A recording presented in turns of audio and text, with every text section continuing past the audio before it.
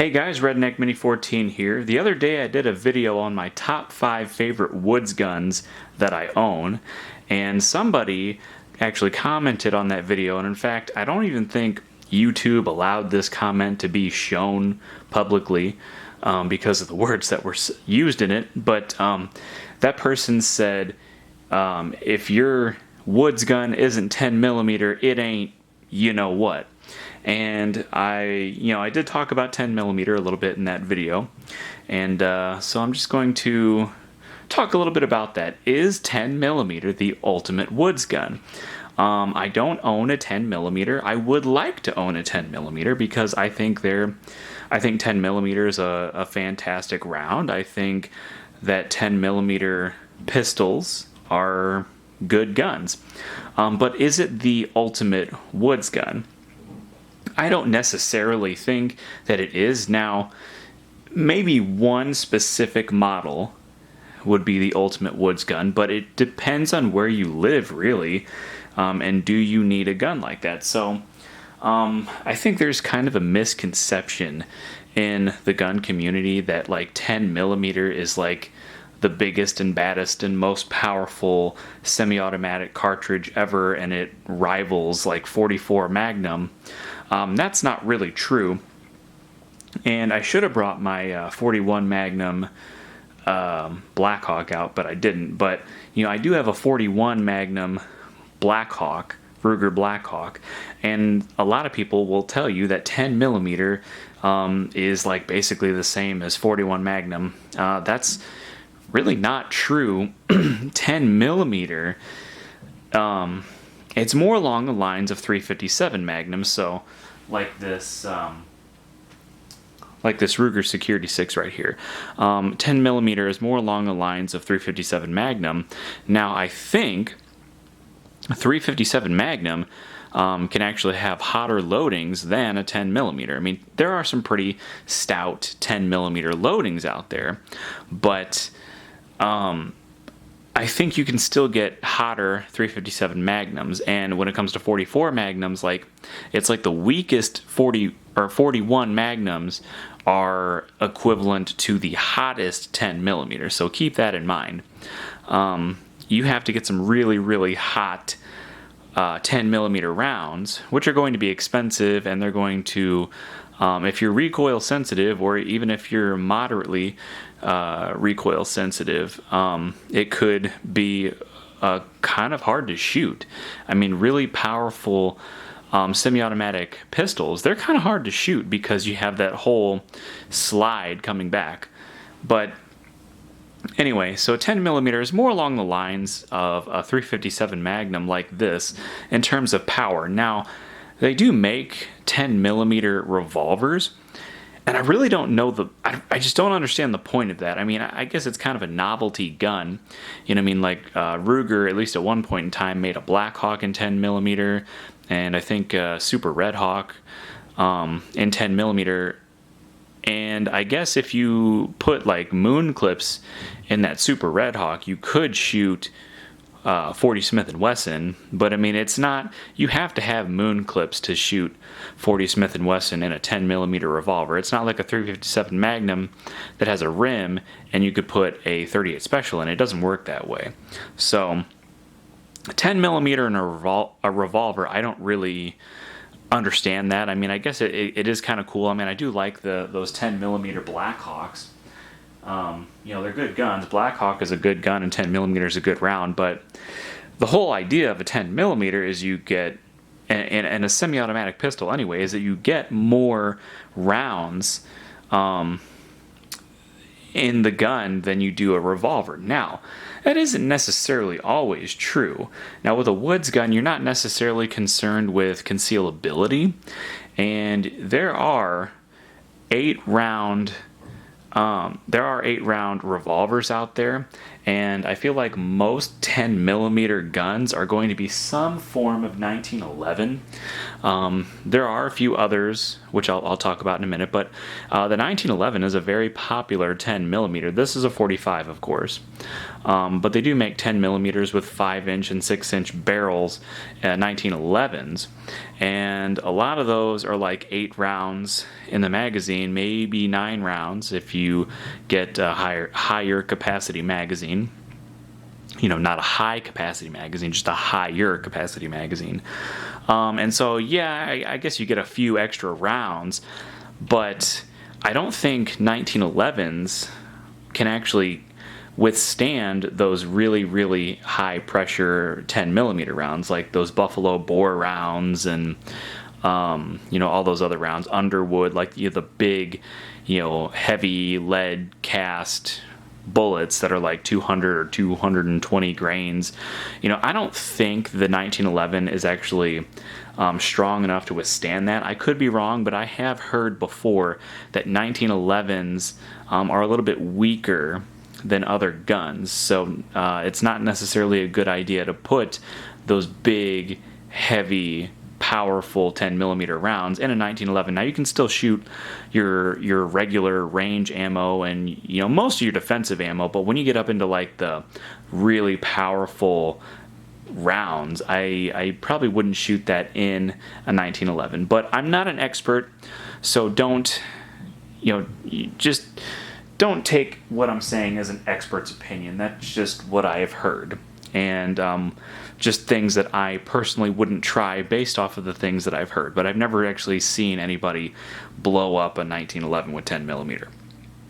Now, there are a few other options out there. I do have a couple of examples here. So this is a Smith & Wesson 5906. Now, some of the original 10 millimeters that were on the market were Smith & Wessons. They were one of the first 10 millimeters out there. I think they were called like the 1006 and the 1076, 1066, something like that. They were very similar to the 5906. Same platform, just a bigger frame, kind of like the 4506, the 4504. So, basically the 45 caliber size, just a 10 millimeter. Now, those were good guns, and they were very, very strong guns as far as I know. They're very expensive. If you ever find them on the used market, they're not cheap. And so they can shoot that good, powerful 10 millimeter ammunition, but they're only a double stack. So, the 5906, they're a single stack. The 5906 is a double stack, but the 1006, 1076, all those guns are only a single stack magazine. So just like with the 1911, they're only like 8 or 9 rounds. So really not all that more than one of those big revolvers like the Smith & Wesson R8, and there's a few others that are like 8-round revolvers that shoot .357 Magnum, and they can still shoot .38 Special without using moon clips. And just the fact that .357 Magnum .38 Special is actually just a more common round to come across in the gun store. When you're shopping for ammunition, I feel like there's more options out there. There's just more .357 Magnum and .38 Special guns out there than there are 10 millimeter.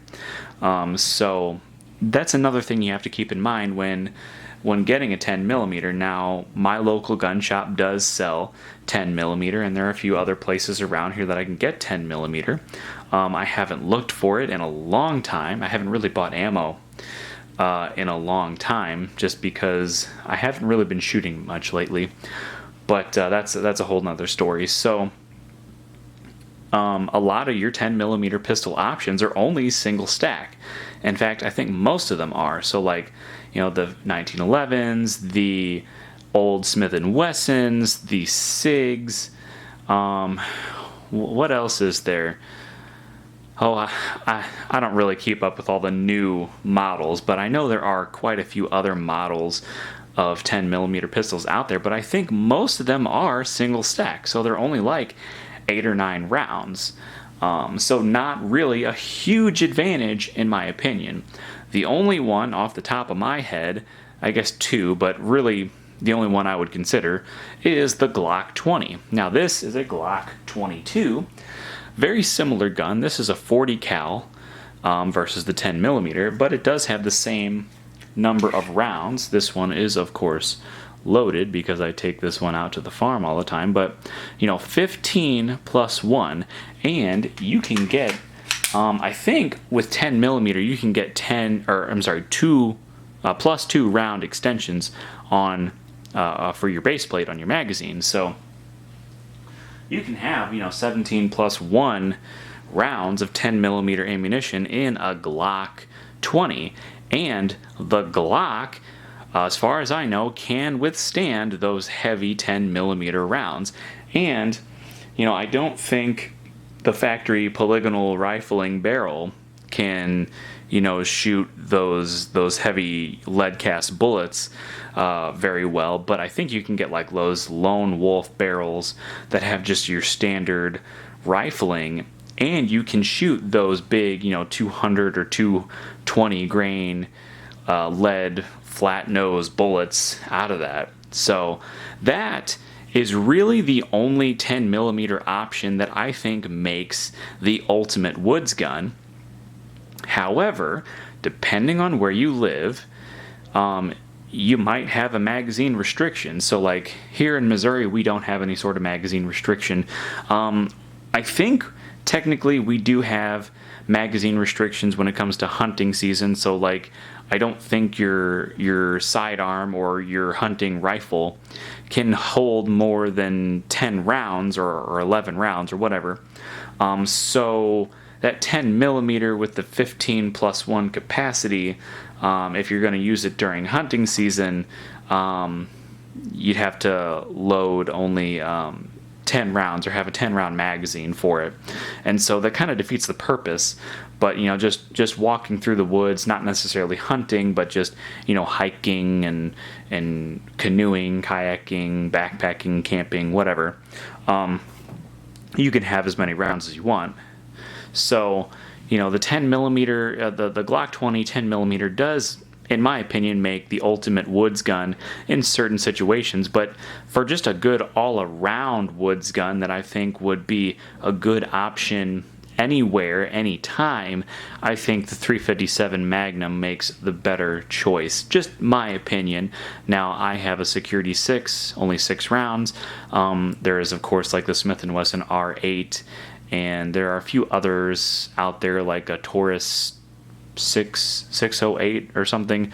There are several other options that are like 8 round 357 Magnums, and even 7 round 357 Magnums do make good options. And in my opinion, the 357 Magnum revolver is just the best all around woods gun, but that Glock 20 does make a really good option in those situations that I talked about, not so much in other situations. So that's just my opinions. Those are the observations that I've made over the years.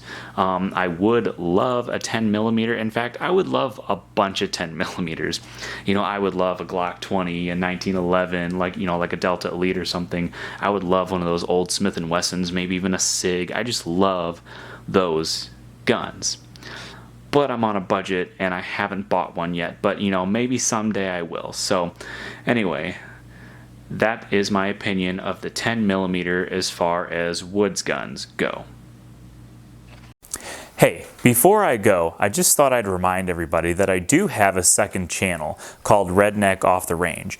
Over there, I post most of my non-gun related content, so whether it's a video on my new tractor, my power tools, my projects that I'm working on, maybe wild game recipes, or just a random vlog, I post all of this kind of content over on my secondary channel. So if you're interested in that kind of stuff, go check it out, Redneck Off the Range.